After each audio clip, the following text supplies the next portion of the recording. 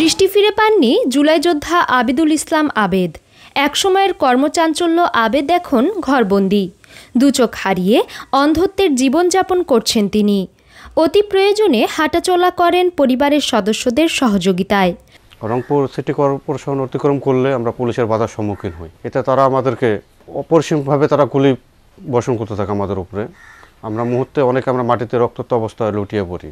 পরবর্তীতে আমাদেরকে উদ্ধার করে রংপুর মেডিকেল কলেজ হাসপাতালে নেওয়া হলে আমার পার্স পাইতেছিল না। ওই মুহূর্তে 12,000 টাকার দুটো ইঞ্জেকশন দিলে আমার পার্স প্রকাশ পায়। হুঁশ হওয়ার পরে দেখি যে আমার দৃষ্টি বলতে কোনো কিছু নাই।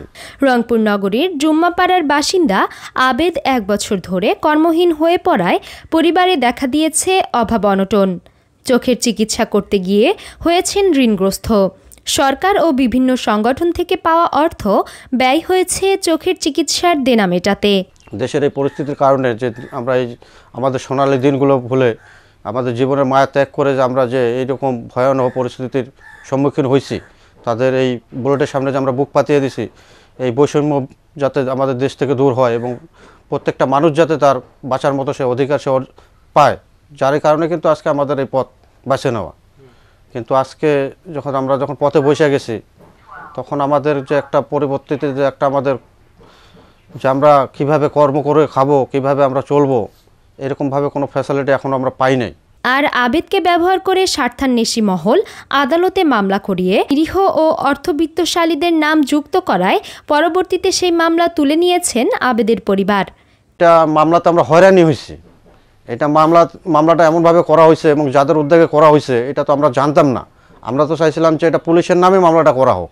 এখানে এলাকার বিভিন্ন ধরনের শ্রেণীর মানুষকে নাম ঢুকাই দেওয়া হয়েছে এখানে, যার কারণে মামলা করার পরে আমরা আরও বড় বড় চাপের মুখে পড়ে গেছিলাম। যার কারণে বৃহস্পতিবার মামলাটা করা হয়েছে। পরবর্তীতে রবিবারে মামলাটা আমরা উদ্ধার করতে বাধ্য হয়েছি। এদিকে আবেদ জুলাই আন্দোলনে হামলাকারীদের শাস্তির দাবি জানিয়েছেন। এইভাবে যদি তাদেরকে বিচার না করা হয়, তাহলে এইভাবে তো মনে করেন যত দিন যাবে মানুষ তো তত ক্ষতির সম্মুখীন হবেন। কত মায়ের বুক খালি হবে, কত মানুষকে মনে করেন আহাজারি করতে হবে, কত মানুষকে মনে করেন এই হয়রানি শিকার হইতে হবে।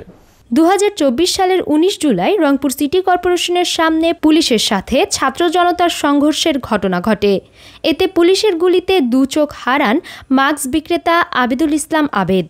এহসানুল হক সুমনের পাঠানো তথ্য ও ভিডিও চিত্রে সাইমা শুভ্র, আগামীর সন্ধানে।